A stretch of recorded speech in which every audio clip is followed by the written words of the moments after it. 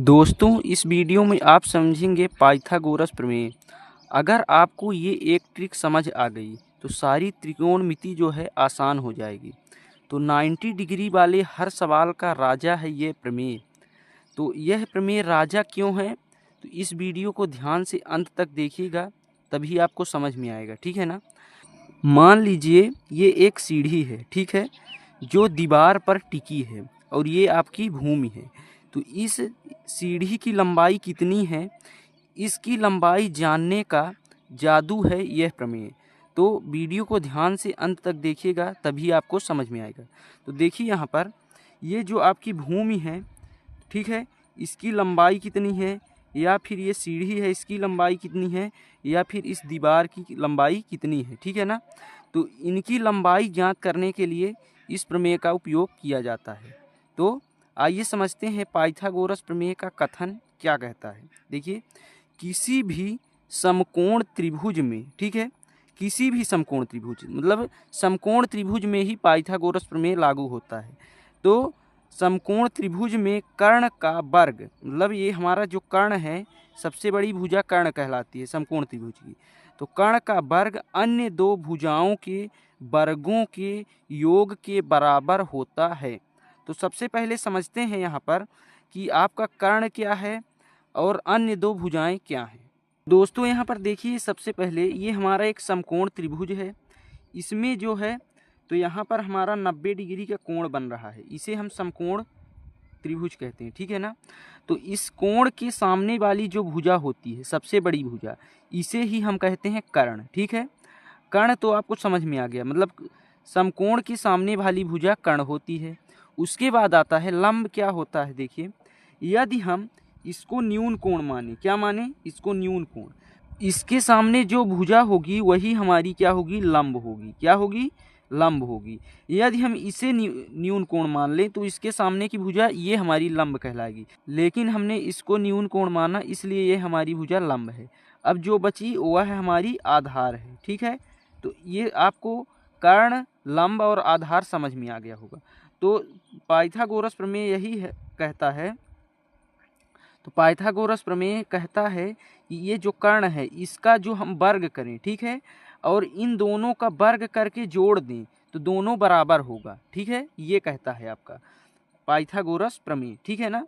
तो देखिए, तो यहाँ पर क्या होता है, कर्ण का स्क्वायर बराबर लंब का स्क्वायर प्लस आधार का स्क्वायर, ये आपका फार्मूला होता है। ठीक है ना। पाइथागोरस प्रमेय का यही आपका फार्मूला है। तो इसमें यदि हमको इस कर्ण की लंबाई ज्ञात करना हो, या फिर आधार या फिर लंब की, तो हम आसानी से पाइथागोरस प्रमेय का उपयोग करके इनकी लंबाई ज्ञात कर सकते हैं। तो चलिए हम सवाल के आधार पर इनकी लंबाई निकालने का प्रयास करते हैं। तो दोस्तों ये आपके सवाल हैं। पहला है, कर्ण यदि 3 सेंटीमीटर है, आधार 4 सेंटीमीटर, तो लंब कितना होगा। और दूसरा, कर्ण निकालना है, आधार और लंब दिया है, तो कैसे निकालेंगे, इसी पाइथागोरस प्रमेय से। ठीक है ना। तो पाइथागोरस प्रमेय क्या होता है देखिए, कर्ण का वर्ग बराबर लंब का वर्ग प्लस आधार का वर्ग, यही सूत्र होता है। तो इसमें मान रख दीजिए, कर्ण का मान है 3, तो 3 का स्क्वायर बराबर लंब का मान क्या है, कुछ नहीं है, तो लंब का स्क्वायर ही रहेगा, प्लस आधार क्या है 4 सेंटीमीटर, तो 4 का स्क्वायर। अब क्या करेंगे देखिए, 3 का 9 इक्वल टू लंब स्क्वायर प्लस 4 चौक 16। ठीक है। अब देखिए यहाँ पर 16 है, प्लस का इधर जाएगा माइनस का हो जाएगा, तो 16 ये इधर माइनस का और 9 प्लस का, ये प्लस का 9 था, माइनस का 16, तो इक्वल टू लंब का स्क्वायर। ठीक। अब देखिए 16 में 9 घटेगा तो कितना बचेगा, माइनस का 7, ये लंब स्क्वायर। ठीक। तो लंब बराबर क्या हो जाएगा देखिए, लंब इक्वल टू, इधर से ये स्क्वायर हटेगा तो इधर आएगा माइनस का √7। ठीक। ये आपका लंब निकल आया। अब दूसरा सवाल देखिए, इसमें कर्ण निकालना है, तो क्या करेंगे देखिए, इसमें भी उसी प्रकार सूत्र लिखेंगे, कर्ण का वर्ग स्क्वायर लंब का वर्ग प्लस आधार का वर्ग। तो कर्ण का मान नहीं है, कर्ण निकालना ही है हमको। तो कर्ण का स्क्वायर इक्वल टू लंब क्या है 5 का स्क्वायर प्लस आधार भी 5 का स्क्वायर, तो 5 25 हो गया प्लस 5 25, ठीक है। और यहाँ पर कर्ण का स्क्वायर है, ठीक है ना, कर्ण का स्क्वायर। अब देखिए कर्ण का स्क्वायर बराबर 25 25 50 हो गया, ठीक है। अब देखिए कर्ण स्क्वायर इधर से हटेगा तो क्या हो जाएगा, इधर अंडर रूट 50, ठीक है। अब अंडर रूट 50 को हम वर्गमूल से हटाएंगे, तो इसका जब हम वर्ग करेंगे तो 5 अंडर रूट 2 आएगा, ठीक है। तो ये आपका कर्ण निकल आया।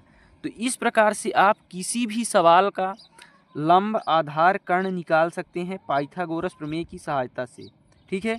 तो इस प्रकार से यदि देखिए यहाँ पर सीढ़ी की लंबाई यानी कर्ण, ठीक है, तो कर्ण हमको ज्ञात करना था, लंबाई यानी कर्ण, ठीक है, तो कर्ण हमको ज्ञात करना था, तो कर्ण हमारा आ गया 5 अंडर रूट 2।